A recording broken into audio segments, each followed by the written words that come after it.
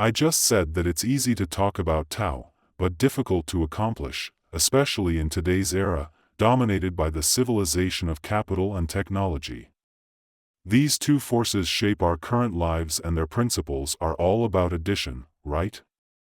Isn't it difficult? We should not mistake the Taoist doctrine as a negative outlook on life. We have misunderstood it. We do things based on our own personal desires, goals, and accumulated experience and knowledge, whereas the Tao is the opposite. Hence, the concept of action through inaction is particularly important. It is a state that is difficult to achieve, thus it needs to be practiced. What does practice mean? It involves two steps. The first step is to distinguish the actions we take, identifying which are artificial and which are not, because artificial actions cause harm to our lives. Avoiding harm is a Taoist theme, not referring to natural disasters which you cannot avoid. Whether it's a massive earthquake like the one in Wenchuan or a volcanic eruption that claims lives, these are unavoidable.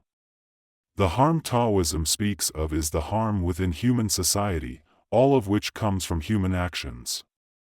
The first step in avoiding harm is to differentiate what actions are artificial, and this is already not easy. After discerning this, there's a second level, which is not to participate. First, identify artificial actions, and second, after identifying them, do not participate at all.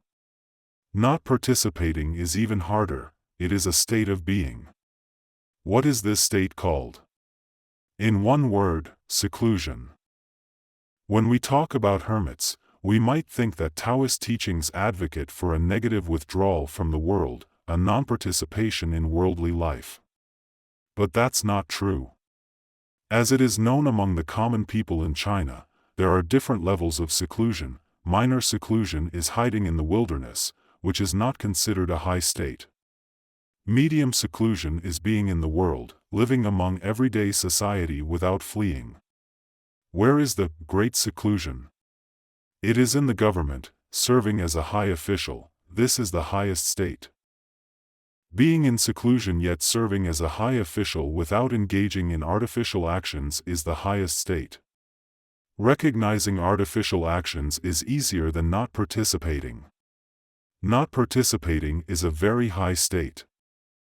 In summary, do not forget the common starting point of both Taoism and Confucianism, union of heaven and man. We accept the supreme governance of the world, but we do not regard it as being beyond our tangible reality, because we believe in the unity of heaven and man. Western thought, starting with Plato, has placed the way of heaven into the realm of ideals, a transcendent world of ideas, separate from the sensible reality of our existence. Therefore, truth resides in the world of ideas, and it is through the soul's recognition of these ideas that the world is transformed, which is Platonic idealism, inevitably leading to the notion of transforming the world. Chinese thought does not entertain the idea of transforming the world. Why? Because of the unity of heaven and man. This concept has two meanings. The first meaning is that heaven refers to the natural world, and man refers to human society, so Chinese philosophical thought considers the natural world and human society to be unified. The natural world is not an object for us to transform or conquer. The second meaning of the unity of heaven and man is exactly what the title suggests. The way of heaven exists within the lives of the people. Heaven here refers to the way of heaven, and man refers to the lives of the people. This is the second meaning. This is the essence of the four characters that make up union of heaven and man, and it represents a common starting point in Chinese thought and philosophy across all schools of thought. Before we discuss this starting point of Chinese thought, unity of heaven and man, and whether it is reasonable and a form of wisdom, let's take a break. Let's continue. In the first part, we discussed the relationship between the Wei or Tao and Qi. The metaphysical, we refer to it as the Wei, and the tangible, we refer to that as Qi. It is through an understanding of the way in the human mind that various qi are created. Qi are of two types, material and spiritual. Qi are tools for realizing the way, and all creations of civilization are qi, derived from the human mind's understanding of the way. Once an qi is formed, it evolves and gradually becomes an object of pursuit. When qi becomes a means for profit and this phenomenon becomes widespread, a fundamental malady emerges in the life of a society, which can be described in 5 words: seeing qi, losing the way. Therefore, when discussing the problems of contemporary China, we must engage in philosophical discourse. Reforming at the level of qi, which is system reform, cannot fundamentally solve problems. Every system reform, due to a lack of philosophical discourse or forgetting the way, often ends up being a process of replacing old errors with new ones, and old problems with new ones. Moving on to the second point, the way of heaven in the lives of the people, it's important to clarify that all schools of Chinese thought share a common starting point: the unity of heaven and man. The way of heaven is the supreme governance of the world, but it is not a personified God. In China, the way of heaven has always been the starting point of philosophical discussions and discourse. And we do not separate this supreme governance from the lives of the people, nor do we push it to the other shore, so to speak. We do not have a distinction between two worlds in Chinese thought, whereas in the West, such a distinction exists. Philosophically, Plato distinguished between the world of ideals and the sensible world.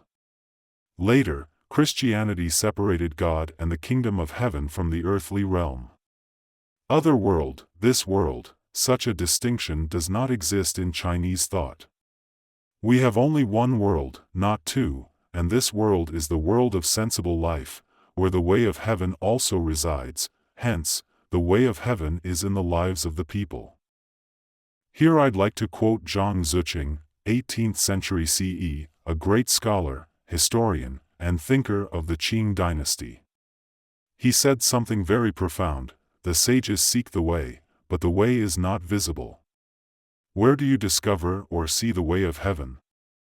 It is seen in the actions of the people being the masses, and actions being the practical life of the people. The actions of the people are the traces of yin and yang, and what are yin and yang? They are the way. Yin and yang, this is what the way is, so it is said here that yin and yang are in fact the way of heaven. Where has the way of heaven left its traces? In the practical life of the people. Zhang Xuecheng, our 18th century scholar, states that there are several types of people. There is a type called Juanzi or gentlemen. Where do the Juanzi come from? They come from learning from the virtuous, that is, learning from virtuous individuals. By learning from virtuous individuals, we become Juanzi. Then, where do virtuous individuals come from? They come from learning from sages. Learning from sages, one becomes virtuous. And where do sages come from? They come from learning from the multitude. Learning from the multitude, one becomes a sage. Where do Juanzi come from? They come from learning from virtuous individuals. Where do virtuous individuals come from? They come from learning from sages. Where do sages come from? They come from learning from the multitude. However, the latter statement should not be misunderstood as meaning that the common people can produce a sage. That is not the intended meaning. Sages are not produced by the common people. Sages learn from the multitude, right? What do they learn? They learn from the actions of the multitude, from the practical lives of the people.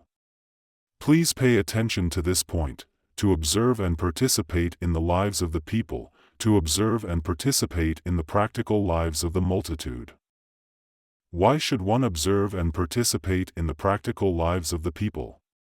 Because what tracks are left in the practical lives of the people?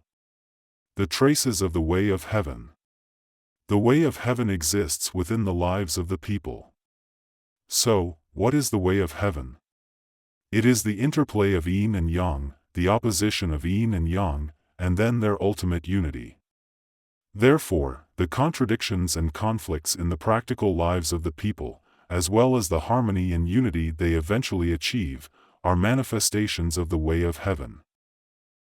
In contemporary China, do the public's life practices contain conflicts or contradictions?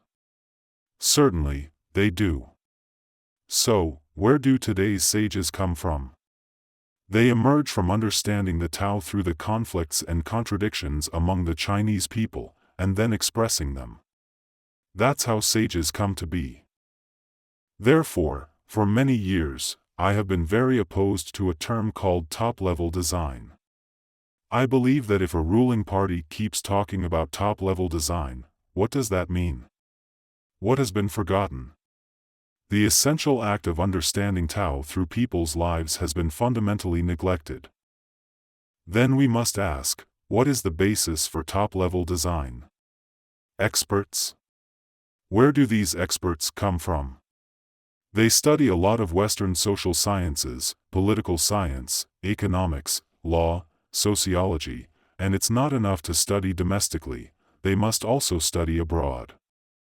After getting a PhD in the social sciences and returning home, they become think tanks for the State Council, engaging in top-level design. What is this? It's like bringing back a big bag of foreign dogmas to govern Chinese society, to solve its problems, to offer a set of solutions to social issues. And what we see immediately is what's called indigestion of foreign models. Chinese people do not transform the world. It is Western thought that seeks to transform the world.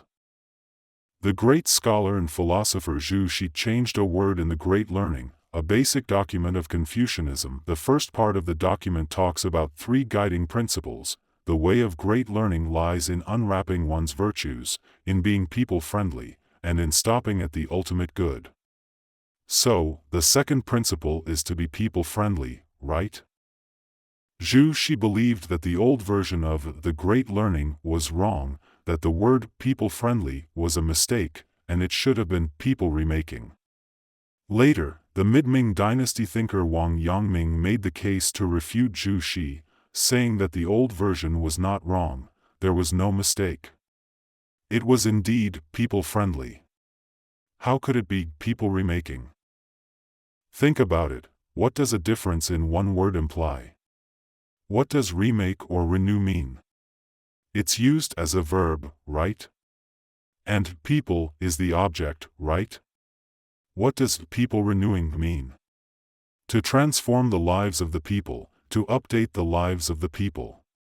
Is it about updating the lives of the people or understanding the lives of the people? A single word difference represents 2 different principles. In expressing people-friendly, it reflects the fundamental spirit of Chinese philosophical thought. If you want to renew people, you want to transform the lives of the people, right? How absurd is that? Because the natural way Tao is within the lives of the people. To transform the lives of the people is to attempt to transform the natural way, the Tao. Do you understand the meaning? Is the Tao something you can transform? You need to observe it. The natural way is in the lives of the people. You must observe the lives of the people, not transform them. To transform the lives of the people is tantamount to aiming to transform the natural way. If the natural way could be transformed, would it still be the natural way? Would it still be the ruler of the world? No, it would not. It would be an arrogant attitude in both philosophy and religion. Would Westerners say they could transform God? They believe in God and devote themselves to God, right? That's their Christianity. We should believe in the lives of the people, and the observers devote themselves to the lives of the people. Where is the transformation in that? The matter must be elevated to such a principle, otherwise, it is arrogance. Arrogance will lead to suffering. The natural way, Tao is the natural way, it must be revered.